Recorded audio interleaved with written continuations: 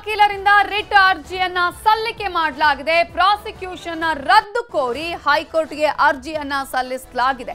ಮಧ್ಯಾಹ್ನ 2:30ಕ್ಕೆ ವಿಚಾರಣೆಯನ್ನ ನಿಗದಿಪಡಿಸಲಾಗಿದ್ದು ಸಿಎಂ ಪರ ವಕೀಲರು ರಿಟ್ ಅರ್ಜಿಯನ್ನ ಸಲ್ಲಿಕೆ ಮಾಡಿದ್ದಾರೆ. ಪ್ರಾಸಿಕ್ಯೂಷನ್ ರದ್ದು ಕೋರಿ ಹೈಕೋರ್ಟ್ಗೆ ಅರ್ಜಿಯನ್ನ ಸಲ್ಲಿಕೆ ಮಾಡಲಾಗಿದೆ. ಇದರ ವಿಚಾರಣೆ ಮಧ್ಯಾಹ್ನ 2:30ಕ್ಕೆ ನಿಗದಿಯಾಗಿದೆ. ಸಿಎಂ ಪರವಾಗಿ ರವಿ ವರ್ಮಾ ಕುಮಾರ್ ಅವರು ಅರ್ಜಿಯನ್ನ ಸಲ್ಲಿಸಿದ್ದಾರೆ. ತುರ್ತು ವಿಚಾರಣೆಗೆ ರವಿ ವರ್ಮಾ ಕುಮಾರ್ ಅವರು ಮನವಿಯನ್ನ ಮಾಡಿದ್ದಾರೆ. ಅಂತಹ ಅರ್ಜೆಂಟ್ ಏನಿದೆ ಅಂತ ಹೇಳಿ ಆ ಸಂದರ್ಭದಲ್ಲಿ ನ್ಯಾಯಾಧೀಶರು ಪ್ರಶ್ನೆಯನ್ನ ಮಾಡಿದ್ದಾರೆ. ಇದರ ತುರ್ತು ವಿಚಾರಣೆ ಆಗಬೇಕು ಅಂತ ಸಿಎಂ ಪರ ವಕೀಲರು ಅಲ್ಲಿಗೆ ಹೇಳಿದಂತಹ ಸಂದರ್ಭದಲ್ಲಿ ಆಗ ನ್ಯಾಯಾಧೀಶರು ಅಂತಹ ಅರ್ಜೆಂಟ್ ಏನಿದೆ ಅನ್ನುವ ಪ್ರಶ್ನೆ ಮಾಡ್ತಾರೆ. ರಾಜ್ಯಪಾಲರ ಅನುಮತಿಯನ್ನ ಪ್ರಶ್ನೆ ಮಾಡಿದ್ದೇವೆ. ದೂರುದಾರರು ಕೇವಿಯಟ್ ಕೂಡ ಹಾಕಿದ್ದಾರೆ. ಬೇಗ ವಿಚಾರಣೆ ಮಾಡಬೇಕು ಅಂತ ಮನವಿಯನ್ನ ಮಾಡಿಕೊಂಡಿದ್ದಾರೆ. ಮನವಿಯನ್ನ ಪುರಸ್ಕರಿಸಿ ಮಧ್ಯಾಹ್ನ 2:30ಕ್ಕೆ ವಿಚಾರಣೆಗೆ ನ್ಯಾಯಾಧೀಶರು ನಿಗದಿಪಡಿಸಿದ್ದಾರೆ. ಇಬ್ಬರು ಪ್ರತಿವಾದಿಗಳಿಗೆ ಮೆಮೋವನ್ನ ಕಳುಹಿಸಿದ್ದಾರೆ ಲಾಯರ್ಸ್. ಕೇವಿಯಟ್ ಹಾಕಿದ್ದಂತಹ ಪ್ರದೀಪ್ ಅವರು, ಅದೇ ರೀತಿಯಾಗಿ ಸ್ನೇಹಮಯಿ ಕೃಷ್ಣ, ಇವರಿಬ್ಬರಿಗೂ ಕೂಡ ಮೆಮೋವನ್ನ ಕಳುಹಿಸಲಾಗಿದೆ. ಇನ್ನು ಕೆಲವೇ ಕ್ಷಣದಲ್ಲಿ ದೆಹಲಿಯಿಂದ ಕಪಿಲ್ ಸಿಬಲ್ ಹಾಗೇನೆ ಅಭಿಷೇಕ್ ಮನು ಸಿಂಘಿ ಅವರು ಕೂಡ ಬರಲಿದ್ದಾರೆ. ಕಾಂಗ್ರೆಸ್ ಪಕ್ಷದ ವತಿಯಿಂದಲೂ ರಿಟ್ ಅನ್ನ ಹಾಕಲಾಗುತ್ತೆ. 2 ರಿಟ್ ಅರ್ಜಿಯನ್ನ ಸಲ್ಲಿಸೋದಕ್ಕೆ ಈಗಾಗಲೇ ಪ್ಲಾನ್ ಅನ್ನ ಮಾಡಲಾಗಿದ್ದು ಅದರಲ್ಲಿ ಸಿಎಂ ಪರವಾಗಿ ಈಗಾಗಲೇ 1 ಅರ್ಜಿಯನ್ನ ಸಲ್ಲಿಕೆ ಮಾಡಲಾಗಿದೆ. ಇದರ ಬಗ್ಗೆ ಇನ್ನಷ್ಟು ಡೀಟೇಲ್ಸ್ ಅನ್ನ ಕೊಡೋದಕ್ಕೆ ನಮ್ಮ ಪೊಲಿಟಿಕಲ್ ಬ್ಯೂರೋ ಹೆಡ್ ಆಗಿರುವಂತಹ ಚಿದಾನಂದ ಪಟೇಲ್ ನೇರ ಸಂಪರ್ಕದಲ್ಲಿ ಜಾಯಿನ್ ಆಗಿದ್ದಾರೆ. ಚಿದಾನಂದ ಪಟೇಲ್, ಈಗಾಗಲೇ ಕೋರ್ಟ್ಗೆ 1 ಅರ್ಜಿಯನ್ನ ಸಲ್ಲಿಕೆ ಮಾಡಲಾಗಿದೆ ಸಿಎಂ ಪರವಾಗಿ. ಈ ಹಿನ್ನೆಲೆಯಲ್ಲಿ ಈಗ ನ್ಯಾಯಾಧೀಶರು ಕೂಡ ಪ್ರಶ್ನೆ ಕೇಳಿದ್ರು ಅರ್ಜೆಂಟ್ ಏನಿದೆ ಅಂತ ಹೇಳಿ. ಅದಕ್ಕೆ ಬೇಕಂತ ಉತ್ತರವನ್ನು ಕೂಡ ಕೊಟ್ಟಿದ್ದಾರೆ. ಈಗ ಸದ್ಯಕ್ಕೆ ಏನೆಲ್ಲ ಡೆವಲಪ್ಮೆಂಟ್ಸ್ ಆಗ್ತಾ ಇದೆ? ನವಿತಾ ಜೈನ್ ಮಹತ್ತರ ಬೆಳವಣಿಗೆ ಒಂದರ ಹಿನ್ನೆಲೆಯಲ್ಲಿ ಮುಖ್ಯಮಂತ್ರಿ ಸಿದ್ದರಾಮಯ್ಯನವರು ಕಾನೂನು ಹೋರಾಟಕ್ಕೆ ಈಗಾಗಲೇ ಅಣಿಯಾಗಿರ್ತಕ್ಕಂಥದ್ದು. ಇದರ ಭಾಗವಾಗಿ ಇದೀಗ ರಿಟ್ ಅರ್ಜಿ ಹೈಕೋರ್ಟ್ನಲ್ಲಿ ಸಲ್ಲಿಕೆ ಆಗಿರ್ತಕ್ಕಂಥದ್ದು. ನ್ಯಾಯಮೂರ್ತಿ ಹೇಮಂತ್ ಚಂದನ್ಗೌಡರ್ ಮತ್ತು ನಾಗಪ್ರಸನ್ನರ ಪೀಠದಲ್ಲಿ ಇದೀಗ ಅರ್ಜಿಯನ್ನು ಸಲ್ಲಿಸಿರ್ತಕ್ಕಂಥದ್ದು. ಹಿರಿಯ ನ್ಯಾಯವಾದಿ ಆಗಿರ್ತಕ್ಕಂಥ ಪ್ರೊಫೆಸರ್ ರವಿ ವರ್ಮಾ ಕುಮಾರ್ ನೇತೃತ್ವದಲ್ಲಿ ಸತಾಬಿ ಶಿವಣ್ಣರವರು ಇದೀಗ ಅರ್ಜಿಯನ್ನು ಹಾಕಿರ್ತಕ್ಕಂಥದ್ದು. ಅರ್ಜಿಯ ತುರ್ತು ವಿಚಾರಣೆಗೆ ನ್ಯಾಯಮೂರ್ತಿಗಳಲ್ಲಿ ಮನವಿಯನ್ನು ಮಾಡಿಕೊಂಡಿರ್ತಕ್ಕಂಥದ್ದು. ಮನವಿ ಮಾಡಿದ ಸಂದರ್ಭದಲ್ಲಿ ನ್ಯಾಯಮೂರ್ತಿ ಹೇಮಂತ್ ಚಂದನ್ಗೌಡರು ಅಷ್ಟೊಂದು ಯಾಕೆ ತುರ್ತು ಇದೆ ಅನ್ನೋ ಪ್ರಶ್ನೆಯನ್ನು ಮಾಡಿದರು. ಈ ಪ್ರಶ್ನೆಯ ಸಂದರ್ಭದಲ್ಲಿ ಇದು ಮುಖ್ಯಮಂತ್ರಿಗಳ ವಿರುದ್ಧ ಪ್ರಾಸಿಕ್ಯೂಷನ್ಗೆ ಅನುಮತಿ ಕೊಟ್ಟಿರ್ತಕ್ಕಂಥ ಪ್ರಕರಣ ಆಗಿರ್ತಕ್ಕಂಥದ್ದು, ತರಾತುರಲ್ಲಿ ಕೊಟ್ಟಿರ್ತಕ್ಕಂಥ ಪ್ರಕರಣ ಆಗಿರ್ತಕ್ಕಂಥದ್ದು, ಅಲ್ಲದೆ ಸಂವಿಧಾನದ ಪರಿಚ್ಛೇದ 163 ಧಿಕ್ಕರಿಸಿ ಕೊಟ್ಟಿರ್ತಕ್ಕಂಥದ್ದು ಆಗಿರ್ತಕ್ಕಂಥದ್ದು. ಮತ್ತು ಹಾಗಾಗಿ ತುರ್ತು ವಿಚಾರಣೆ ಮಾಡಬೇಕಂತೇಳಿ ಮನವಿಯನ್ನು ಮಾಡಲಾಗಿರ್ತಕ್ಕಂಥದ್ದು.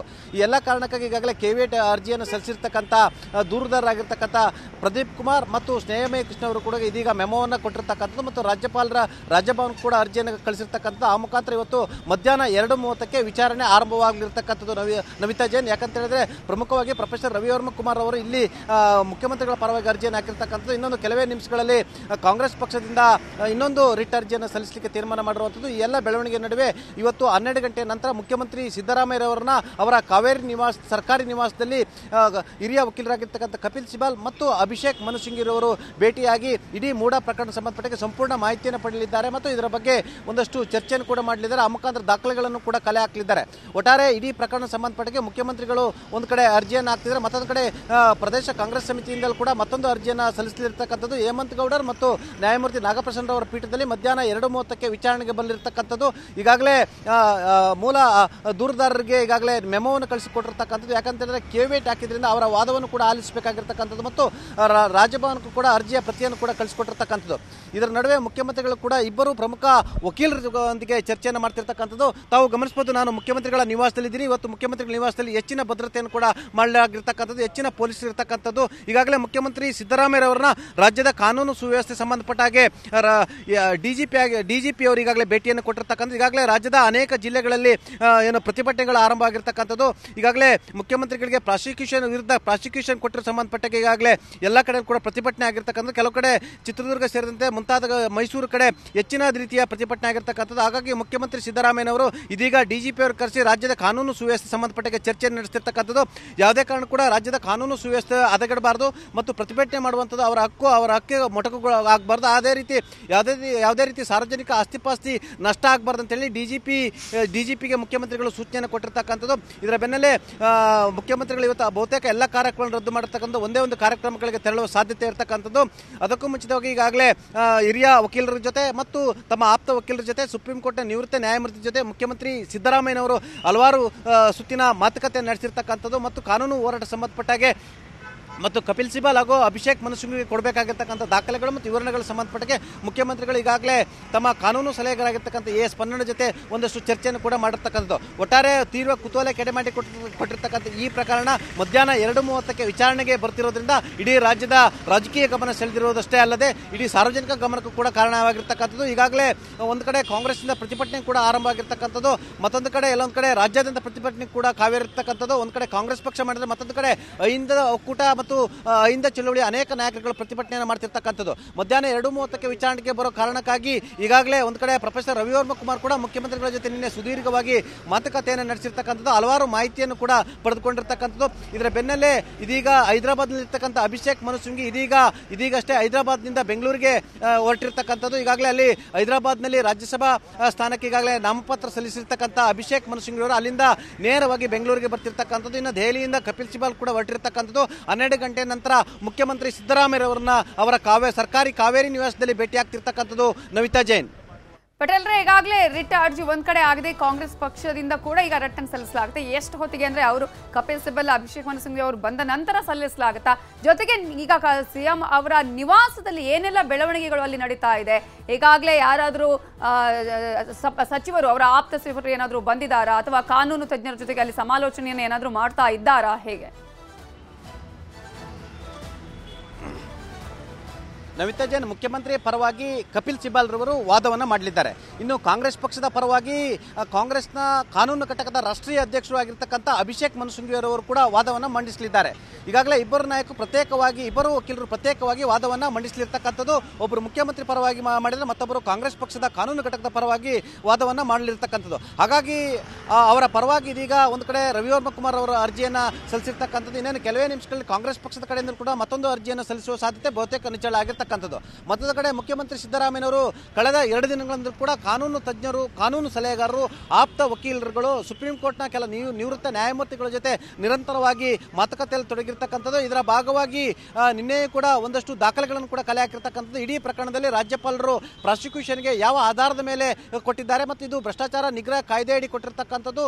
ಮತ್ತೊಂದು ಕಡೆ ಎಲ್ಲೊಂದು ಕಡೆ ಕ್ಯಾಬಿನೆಟ್ನ ಶಿಫಾರಸ್ಗೆ ವಿರುದ್ಧವಾಗಿ ಕೊಟ್ಟಿರ್ತಕ್ಕಂಥದ್ದು. ಸಂವಿಧಾನದ ಪರಿಚ್ಛೇದ 163ಕ್ಕೆ ಧಿಕ್ಕರಿಸಿ ಕೊಟ್ಟಿರ್ತಕ್ಕಂಥ ಎಂಬ ಚರ್ಚೆ ಕೂಡ ಆರಂಭವಾಗಿರ್ತಕ್ಕಂಥದ್ದು. ಮತ್ತು ಇದು ಸಿವಿಲ್ ಪ್ರಕರಣ ಆಗಿದ್ದರಿಂದ ಈ ಪ್ರಕರಣದಲ್ಲಿ ರಾಜ್ಯಪಾಲರು ಯಾವ ರೀತಿ ಎಂಟ್ರಿಯನ್ನು ಕೊಟ್ಟರು ಮತ್ತು ಈಗಾಗಲೇ ದೂರು ಕೊಟ್ಟಿರ್ತಕ್ಕಂಥ TJ ಅಬ್ರಹಂ ರವರ ಹಿನ್ನೆಲೆ ಮತ್ತು ದೂರು ಕೊಟ್ಟ ಕೆಲವೇ ಗಂಟೆಗಳಲ್ಲಿ ಮುಖ್ಯಮಂತ್ರಿಗಳಿಗೆಲ್ಲ ಒಂದು ಕಡೆ ನೋಟಿಸನ್ನು ಜಾರಿ ಮಾಡಿರ್ತಕ್ಕಂಥದ್ದು. ಎಲ್ಲ ಪ್ರಕರಣಗಳು ಮತ್ತು ಈ ಹಿಂದಿನ ಹಳೆಯ ಪ್ರಕರಣಗಳು, ರಾಜ್ಯಭವನದಲ್ಲಿ ಇರ್ತಕ್ಕಂಥ ಹಳೆಯ ಪ್ರಕರಣಗಳು, ಅದು HD ಕುಮಾರಸ್ವಾಮಿ ಇರ್ಬೋದು, ನಿರಾಣಿ ಅವರದ್ದು, ಶಶಿಕಲಾ ಜೊಲ್ಲೆ ಅವರು ಇರ್ತಕ್ಕಂಥದ್ದು ಮತ್ತು ಈ ಹಿಂದೆ ಇಲ್ಲೊಂದು ಕಡೆ ಆಪರೇಷನ್ ಕಮಲ್ ಸಂಬಂಧಪಟ್ಟಾಗೆ ಡಾಕ್ಟರ್ ಅಶ್ವಥ್ ನಾರಾಯಣ ಸೇರಿದಂತೆ ಅನೇಕ ನಾಯಕರುಗಳೆಲ್ಲ ಒಂದು ಕಡೆ ಹಣಕ್ಕಾಗಿ ಶಾಸಕರಿಗೆ ಆಮಿಷ ಒಡ್ಡಿದ್ರು ಅಂತೇಳಿ ಇದೇ TJ ಅಬ್ರಹಂ ರವರು ಕೂಡ ಪ್ರಾಸಿಕ್ಯೂಷನ್ಗೆ ಅನುಮತಿಯನ್ನು ಕೊಡಬೇಕಂತೇಳಿ ರಾಜ್ಯಪಾಲರಿಗೆ ಮನವಿ ಮಾಡಿರ್ತಕ್ಕಂಥದ್ದು.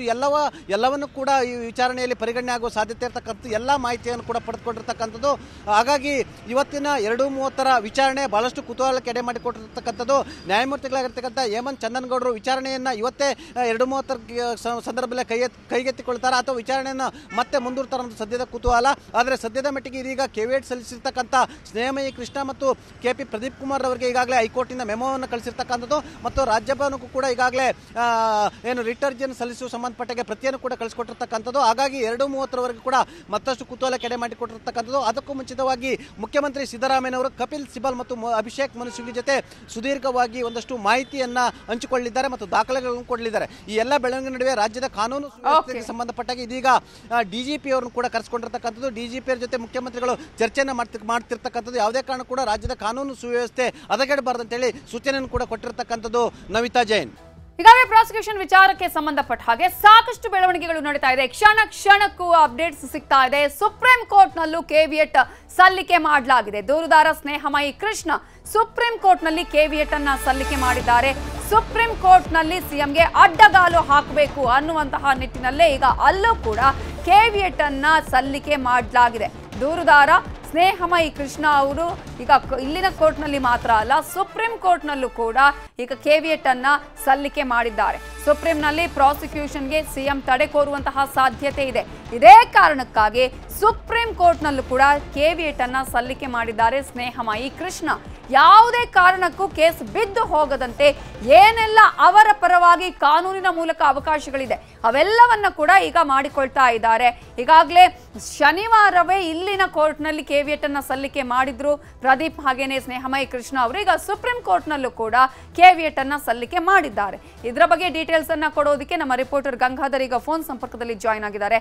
ಗಂಗಾಧರ್, ಸ್ನೇಹಮಯಿ ಕೃಷ್ಣ ಹಾಗೇನೆ ಪ್ರದೀಪ್ ಇಲ್ಲಿನ ಕೋರ್ಟ್ನಲ್ಲಿ ಶನಿವಾರವೇ ಕೇವಿಯಟ್ ಅನ್ನ ಸಲ್ಲಿಕೆ ಮಾಡಿದ್ರು. ಈಗ ಸುಪ್ರೀಂ ಕೋರ್ಟ್ನಲ್ಲೂ ಕೂಡ ಸಲ್ಲಿಕೆ ಮಾಡಿರೋದ್ರ ಮೂಲಕ ಅಲ್ಲೂ ಕೂಡ ಯಾವುದೇ ರೀತಿಯ ಸಮಸ್ಯೆ ಆಗಬಾರದು, ಈ ಕೇಸನ್ನ ಒಂದು ತಾರ್ಕಿಕ ಅಂತ್ಯಗೊಳಿಸಲೇಬೇಕು ಅನ್ನುವಂತಹ ದೃಢ ನಿಶ್ಚಯ ಮಾಡದ ಹಾಗೆ ಕಾಣಿಸ್ತಾ ಇದೆ. ಎಲ್ಲ ಅವಕಾಶಗಳು ಏನೇನಿದೆ ಅವೆಲ್ಲವನ್ನ ಕಂಡುಕೊಳ್ಳುವ ಪ್ರಯತ್ನ ಆಗ್ತಾ ಇದೆಯಾ ಇಲ್ಲಿ ಹೇಗೆ ಅಂತ? ಖಂಡಿತವಾಗಿಯೂ ನವಿತಾ ಜೈನ್, ಈ ಒಂದು ಪ್ರಕರಣಕ್ಕೆ ಸಂಬಂಧಪಟ್ಟಂತೆ ಸ್ನೇಹಮಯಿ ಕೃಷ್ಣ ಹಾಗೂ ಪ್ರದೀಪ್ ಕುಮಾರ್ ಅವರು ಶನಿವಾರವಷ್ಟೇ ಹೈಕೋರ್ಟ್ ಅಲ್ಲಿ ಒಂದು ಕೇವಿಯಟ್ ಅನ್ನು ಹಾಕೊಂಡಿದ್ರು. ಆದ್ರೆ ಇವತ್ತು ಬೆಳಿಗ್ಗೆಯೇ ರಾಜ್ಯಪಾಲರ ಒಂದು ಕ್ರಮವನ್ನ ಪ್ರಶ್ನಿಸಿ, ಆದೇಶದ ಕ್ರಮವನ್ನ ಪ್ರಶ್ನಿಸಿ ಸಿದ್ದರಾಮಯ್ಯ ಪರ ವಕೀಲರಾಗಿರುವಂತಹ ರವಿವರ್ಮ ಕುಮಾರ್ ಅರ್ಜಿಯನ್ನ ಸಲ್ಲಿಕೆಯನ್ನು ಮಾಡಿ ಬಂದಿದೆ. ಇದೇ ಒಂದು ಸಂದರ್ಭದಲ್ಲಿ ಈಗ ಸುಪ್ರೀಂ ಕೋರ್ಟ್ ಅಲ್ಲೂ ಕೂಡ ಕೇವಿಯಟ್ ಅರ್ಜಿಯನ್ನ ಸಲ್ಲಿಕೆ ಮಾಡುವಂತದ್ದು ಸ್ನೇಹಮಯಿ ಕೃಷ್ಣ ದೂರುದಾರ ಇದ್ದಾರೆ, ಅವರು ಅರ್ಜಿಯನ್ನ ಸಲ್ಲಿಕೆಯನ್ನ ಮಾಡಿದ್ದಾರೆ. ಪ್ರಮುಖವಾಗಿ ಈ ಒಂದು ಪ್ರಕರಣದಲ್ಲಿ ಅಂದ್ರೆ ಏನು ಈಗ ರಾಜ್ಯಪಾಲರ ಕ್ರಮವನ್ನ ಈಗ ರವಿವರ್ಮ ಕುಮಾರ್ ಹೈಕೋರ್ಟ್ ಅಲ್ಲಿ ಕೂಡ ಹೇಮಂತ್ ಗೌಡರ ಪೀಠದಲ್ಲಿ ಒಂದು ವಾದವನ್ನ ಮಾಡಿದ್ದಾರೆ. ಮತ್ತೆ ಇದು ಸಚಿವ ಸಂಪುಟದ ಒಂದು ನಿರ್ಧಾರವನ್ನ ಉಲ್ಲಂಘನೆ ಮಾಡಲಾಗಿದೆ, ಸಂವಿಧಾನದ ವಿರುದ್ಧವಾಗಿ ಅವರು ಒಂದು ಆರ್ಡರ್ ಮಾಡಿದ್ದಾರೆ. ಹೀಗಾಗಿ ಅದನ್ನ ಅರ್ಜಿ ವಿಚಾರಣೆ ತುರ್ತುಗತಿಯಲ್ಲಿ ಮಾಡಬೇಕು ಅಂತ ಹೇಳಿ ಒಂದು ಮನವಿಯನ್ನ ಮಾಡಿದ್ರು. ಅದು 2:30ಕ್ಕೆ ಈಗ ಮಧ್ಯಾಹ್ನ ಅದು ನಿಗದಿ ಆಗಿರುವಂತದ್ದು. ಈ ಒಂದು ಸಂದರ್ಭದಲ್ಲಿ ಇವಾಗ ಇಬ್ಬರು ಕಡ ಅಂದ್ರೆ ಈಗ ಇಬ್ಬರು ಮಾತ್ರ ಹೈಕೋರ್ಟ್ ಅಲ್ಲಿ ಹಾಕೊಂಡಿದ್ರು, ಪ್ರದೀಪ್ ಮತ್ತೆ ಸ್ನೇಹಮಯಿ ಕೃಷ್ಣ. ಆದ್ರೆ ಈಗ ಸ್ನೇಹಮಯಿ ಕೃಷ್ಣ ಅವರು ಹೈಕೋರ್ಟ್ ಅನ್ನ ಮೀರಿ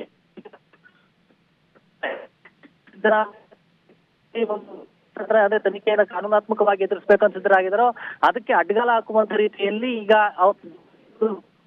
ದೂರುದಾರರು ಅವರು ಈಗ ಪ್ರಮುಖವಾಗಿ ಸುಪ್ರೀಂ ಕೋರ್ಟ್ ಹೇಳಿದ್ದಾರೆ. ಈಗ ಓಕೆ ಓಕೆ ಧ್ವನಿ ಸರಿಯಾಗಿ ಕೇಳಿಸ್ತಾ ಇಲ್ಲ. Thank you so much Gangadhar ವಾಗಟ ಈ ಕ್ಷಣದ ಡೀಟೇಲ್ಸ್ಗೆ. ಈಗಾಗಲೇ ಸುಪ್ರೀಂ ಕೋರ್ಟ್ನಲ್ಲಿ ಪ್ರಾಸಿಕ್ಯೂಷನ್ಗೆ ಸಿಎಂ ತಡೆ ಕೋರುವಂತಹ ಸಾಧ್ಯತೆ ಇರುವಂತಹ ಹಿನ್ನೆಲೆಯಲ್ಲಿ ದೂರುದಾರರಾಗಿರುವಂತಹ ಸ್ನೇಹಮಯಿ ಕೃಷ್ಣ ಅವರು ಈಗ ಸುಪ್ರೀಂ ಕೋರ್ಟ್ನಲ್ಲೂ ಕೂಡ ಕೇವಿಯಟ್ ಅನ್ನ ಸಲ್ಲಿಕೆ ಮಾಡಿದ್ದಾರೆ. ಯಾವುದೇ ಕಾರಣಕ್ಕೂ ಕೂಡ ಈ ಒಂದು ಕೇಸ್ ಮುಚ್ಚಿ ಹೋಗಬಾರ್ದು, ಈ ಕೇಸ್ನಲ್ಲಿ ಯಾವುದೇ ರೀತಿಯಾದಂತಹ ಸಮಸ್ಯೆ ಆಗಬಾರ್ದು, ಈ ಕೇಸ್ ಬಿದ್ದು ಹೋಗಬಾರ್ದು ಅನ್ನುವಂತಹ ಕಾರಣಕ್ಕಾಗಿ ಎಚ್ಚರ ವಹಿಸಿ ಈಗಾಗಲೇ ಸುಪ್ರೀಂ ಕೋರ್ಟ್ನಲ್ಲೂ ಕೂಡ ಕೇವಿಯಟ್ ಅನ್ನ ಸಲ್ಲಿಸಿದ್ದಾರೆ.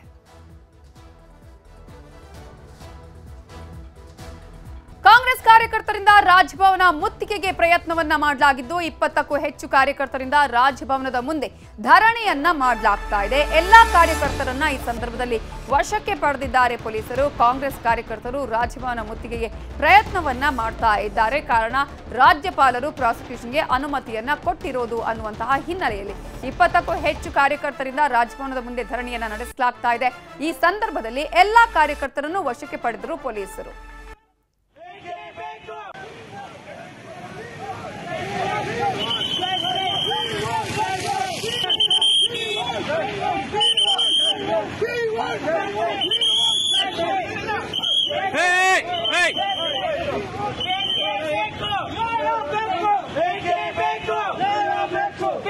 ರಾಜ್ಯಪಾಲರಾಗಿರುವಂತಹ ತಾವರ್ ಚಂದ್ ಗೆಹ್ಲೋಟ್ ಅವರೇ ಈ ಒಂದು ಪ್ರಾಸಿಕ್ಯೂಷನ್ಗೆ ಅನುಮತಿಯನ್ನು ಕೊಟ್ಟಿರೋದು ಸಿಎಂ ವಿರುದ್ಧ ಅನ್ನುವಂತಹ ಹಿನ್ನೆಲೆಯಲ್ಲಿ ಪ್ರತಿಭಟನೆ ಮಾತ್ರ ಅಲ್ಲ, ರಾಜಭವನಕ್ಕೆ ಮುತ್ತಿಗೆ ಹಾಕೋ ಪ್ರಯತ್ನವನ್ನು ಕೂಡ ಕಾಂಗ್ರೆಸ್ ಕಾರ್ಯಕರ್ತರು ಅಲ್ಲಿ ಮಾಡಿದ್ದಾರೆ.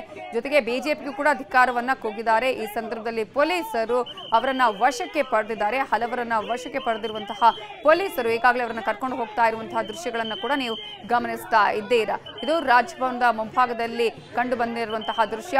ಈಗಾಗಲೇ ಸಾಕಷ್ಟು ಪ್ರತಿಭಟನೆಗಳನ್ನ ಇಡೀ ರಾಜ್ಯದಾದ್ಯಂತ ಮಾಡಲಾಗ್ತಾ ಇದೆ. ರಾಜ್ಯಪಾಲರ ವಿರುದ್ಧ ಪ್ರತಿಭಟನೆಗಳು ಮಾಡಲಾಗ್ತಾ ಇದೆ. ಜೆಡಿಎಸ್ ಬಿಜೆಪಿಯ ವಿರುದ್ಧ ಪ್ರತಿಭಟನೆ ನಡೆಸಲಾಗ್ತಾ ಇದೆ.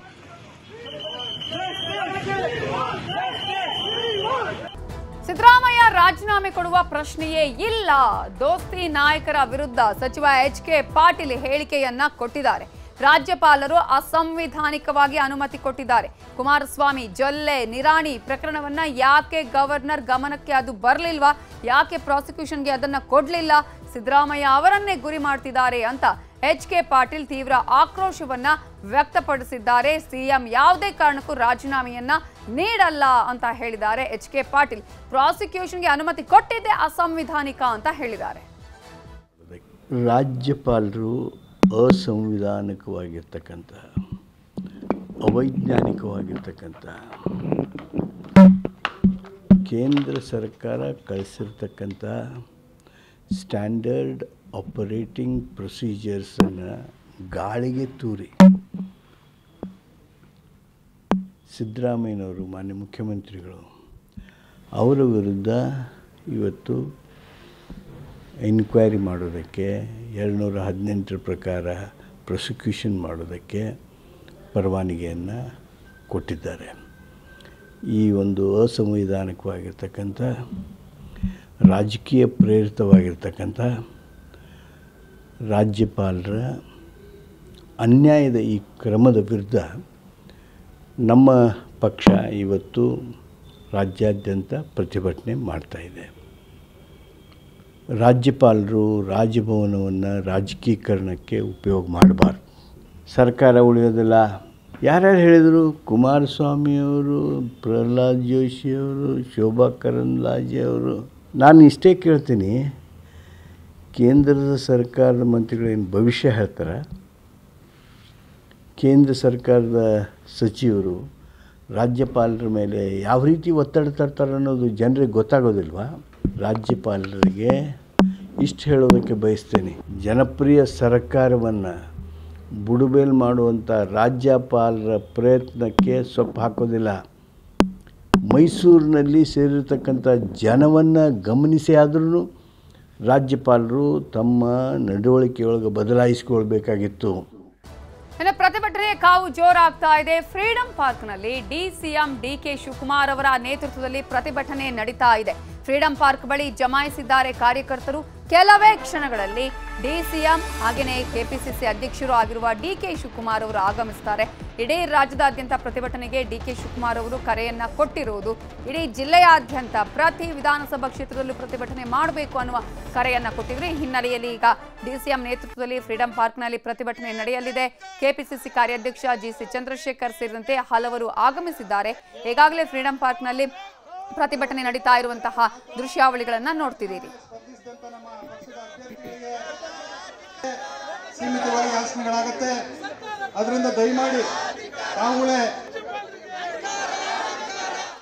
ಇದರ ಬಗ್ಗೆ ಇನ್ನಷ್ಟು ಡೀಟೇಲ್ಸ್ ಕೊಡೋದಕ್ಕೆ ನಮ್ಮ ರಿಪೋರ್ಟರ್ ತಿಮ್ಮೇಗೌಡರು ಈಗ ನೇರ ಸಂಪರ್ಕದಲ್ಲಿ ಜಾಯ್ನ್ ಆಗಿದ್ದಾರೆ ಫ್ರೀಡಂ ಪಾರ್ಕ್ನಿಂದ. ತಿಮ್ಮೇಗೌಡರೇ, ಈಗಾಗಲೇ ಡಿಕೆಶಿ ಇಡೀ ರಾಜ್ಯದಾದ್ಯಂತ ಎಲ್ಲಾ ಜಿಲ್ಲೆಗಳಲ್ಲೂ ಕೂಡ ಪ್ರತಿಭಟನೆ ಮಾಡೋದಕ್ಕೆ ಕರೆಯನ್ನ ಕೊಟ್ಟಿದ್ರು. ಡಿಕೆ ಶಿವಕುಮಾರ್ ಅವರು ಆಗಮಿಸಿದ್ದಾರೆ ಪ್ರತಿಭಟನೆಗೆ. ಪ್ರತಿಭಟನೆ ಹೇಗೆ ನಡೀತಾ ಇದೆ, ಸ್ವರೂಪವನ್ನ ಪಡ್ಕೊಳ್ತಾ ಇದೆ?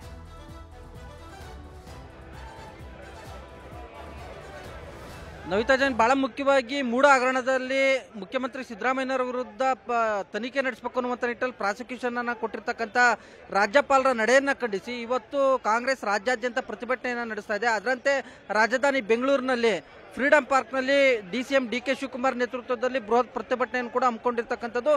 ಇನ್ನೇನು ಕೆಲವೇ ಕ್ಷಣಗಳಲ್ಲಿ ಉಪಮುಖ್ಯಮಂತ್ರಿಯೂ ಆಗಿರ್ತಕ್ಕಂಥ ಕೆಪಿಸಿಸಿ ಅಧ್ಯಕ್ಷ ಡಿಕೆ ಶಿವಕುಮಾರ್ ಅವರು ಆಗಮಿಸ್ತಾರೆ. ಆ ಬಳಿಕ ಪ್ರತಿಭಟನಾ ಸಮಾವೇಶ ಆರಂಭವಾಗುತ್ತೆ. ಇದೀಗ ನನ್ನ ದೃಶ್ಯದಲ್ಲಿ ನೋಡ್ತಾ ಇರ್ಬೋದು, ನನ್ನ ಹಿಂಭಾಗದಲ್ಲಿ ನೋಡ್ತಾ ಇರ್ಬೋದು, ಏನು ಈಗಾಗಲೇ ಹಲವಾರು ಮಂದಿ ಏನು ಕಾಂಗ್ರೆಸ್ ಮುಖಂಡರು, ಕಾಂಗ್ರೆಸ್ ಕಾರ್ಯಕರ್ತರು ಕೂಡ ಆಗಮಿಸಿರ್ತಕ್ಕಂಥದ್ದು. ಮತ್ತೊಂದು ಕಡೆಗೆ ವೇದಿಕೆ ಮುಂಭಾಗದಲ್ಲೂ ಕೂಡ ಇದೀಗ ಸಹಸ್ರಾರು ಮಂದಿ ಕಾರ್ಯಕರ್ತರು ಕೂಡ ಜಮಾವಣೆ ಆಗ್ತಾ ಇದ್ದಾರೆ. ಒಂದ್ ಕಡೆಯಾಗಿ ಏನು go back governor go back ಅನ್ನುವಂಥ ಒಂದು ಘೋಷಣೆಗಳು ಮೊಳಗ್ತಾ ಇದ್ರೆ, ಮತ್ತೊಂದು ಕಡೆಯಾಗಿ ವಿವಿಧ ರೀತಿಯಲ್ಲಿ ಪ್ಲೇ ಕಾರ್ಡ್ಗಳನ್ನ ಶೋ ಮಾಡೋದ್ರ ಮುಖಾಂತರ ರಾಜ್ಯಪಾಲರ ವಿರುದ್ಧ, ಎಸ್ಪೆಷಲಿ ಕೇಂದ್ರ ಬಿಜೆಪಿ ಮತ್ತೆ ಜೆಡಿಎಸ್ ವಿರುದ್ಧ ಆಕ್ರೋಶವನ್ನು ಕೂಡ ಹೊರಹಾಕ್ತಾ ಇರ್ತಕ್ಕಂಥದ್ದು ದೃಶ್ಯದಲ್ಲಿ ನೋಡ್ತಾ ಇರ್ಬೋದು. ಈ ಒಂದು ವೇದಿಕೆ ಮುಂಭಾಗ ಜಮಾವಣೆಗೊಂಡಿರ್ತಕ್ಕಂಥ ನೂರಾರು ಜನ ಅಂದ್ರೆ ಸಾವಿರಾರು ಮಂದಿ ಕಾರ್ಯಕರ್ತರು ಈಗಾಗಲೇ ಏನು ರಾಜ್ಯಪಾಲರು ಸೇರಿದಂತೆ ಬಿಜೆಪಿ ಸರ್ಕಾರದ ವಿರುದ್ಧ ಘೋಷಣೆಯನ್ನ ಕೂಗ್ತಾ ಇರ್ತಕ್ಕಂಥ ಒಂದು ದೃಶ್ಯ ಸಾಮಾನ್ಯವಾಗಿ ಇಲ್ಲಿ ಕಂಡು ಬರ್ತಾ ಇರ್ತಕ್ಕಂಥದ್ದು. ಇದು ಒಂದ್ ಕಡೆ ಇದ್ರೆ, ಇನ್ನುಳಿದಂತೆ ಇಲ್ಲಿರ್ತಕ್ಕಂಥ ಮುಖಂಡರುಗಳು ಕೂಡ ಇದೀಗ ವೇದಿಕೆ ಮುಂಭಾಗದಲ್ಲಿ ಸಾಕಷ್ಟು ರೀತಿಯಲ್ಲಿ ಕೇಂದ್ರ ಬಿಜೆಪಿ ಸರ್ಕಾರದ ಆಕ್ರೋಶವನ್ನು ಕೂಡ ಹೊರಹಾಕ್ತಾ ಇದ್ದಾರೆ. ಇದೀಗ ನಮ್ಮ ಜೊತೆ ಮಾತನಾಡೋದಕ್ಕೆ ರಾಜ್ಯಸಭಾ ಸದಸ್ಯರು ಕೆಪಿಸಿಸಿ ಕಾರ್ಯಾಧ್ಯಕ್ಷರಾದಂತಹ ಜಿಸಿ ಚಂದ್ರಶೇಖರ್ ಅವರು ಇದ್ದಾರೆ. ಮಾತಾಡ್ತೀವಿ ಸರ್, ಇವತ್ತಿನ ಒಂದು ಪ್ರತಿಭಟನೆ ಮೂಲಕ ಏನ್ ಸಂದೇಶ ರವಾನೆ ಮಾಡ್ತಾ ಇದ್ದೀರಾ?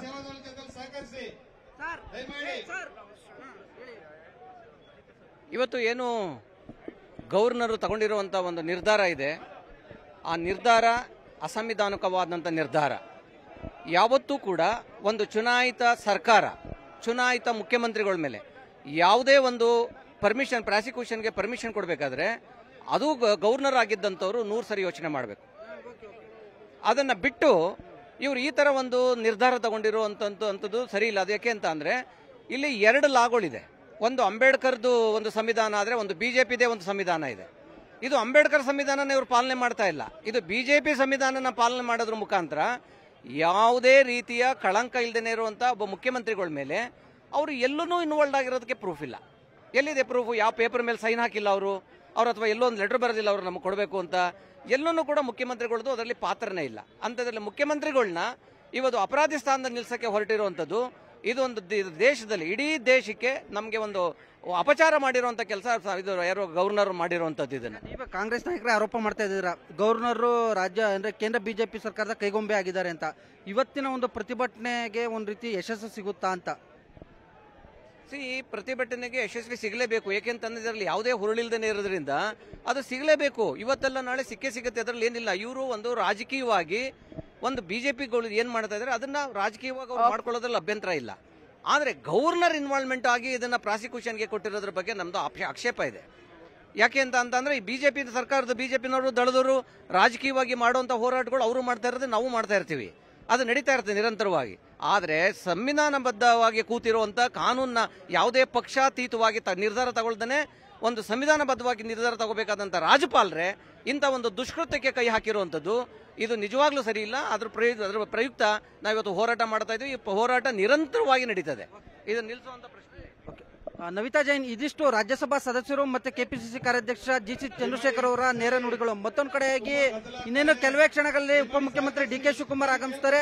ಈಗಾಗಲೇ ಎಂಎಲ್ಸಿ ಪುಟ್ಟಣ್ಣ ಸೇರಿದಂತೆ ಬೆಂಗಳೂರು ನಗರ ವ್ಯಾಪ್ತಿಯ ಹಾಲಿ ಮಾಜಿ ಶಾಸಕರುಗಳು ಮತ್ತೆ ಜಿಲ್ಲಾ ಕಾಂಗ್ರೆಸ್ ಅಧ್ಯಕ್ಷರುಗಳು ಸೇರಿದಂತೆ ಸಾವಿರಾರು ಮಂದಿ ಕಾರ್ಯಕರ್ತರು ಫ್ರೀಡಂ ಪಾರ್ಕ್ನಲ್ಲಿ ಜಮಾವಣೆ ಆಗ್ತಾ ಇದ್ದಾರೆ. Navita Jain. Okay, thank you ತಿಮ್ಮೇಗೌಡ್ರೆ ಡೀಟೇಲ್ಸ್ಗೆ.